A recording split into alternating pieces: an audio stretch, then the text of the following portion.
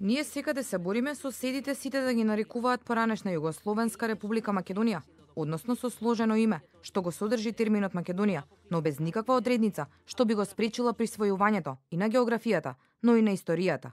Ова е прифатливо решение за грчкиот премиер Алексис Ципрас на 25 годишниот спор кој Грција го има со името на Република Македонија.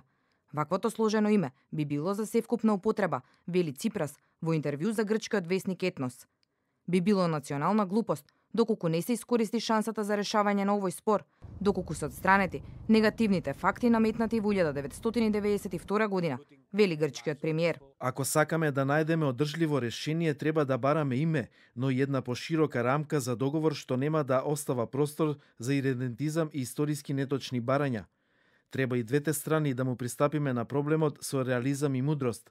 Не треба да оставиме никаков простор за конфронтации меѓу двата народа, затоа што оние работи што ги обединуваат се повеќе од оние што ги разделуваат. Според извори на грчкиот весник Атимерини, по средбата на Ципрас, Кодзијас и архиепископот Јеронимос, јасно е дека Грција е повеќе за името Република Вардарска Македонија, како дел од договорот во спорот за името, додека Македонија е повеќе за името Република Нова Македонија, наведува весникот.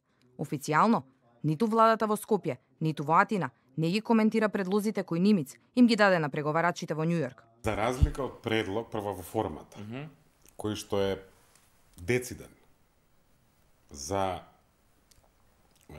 например име што ќе се употребува во меѓународни организации.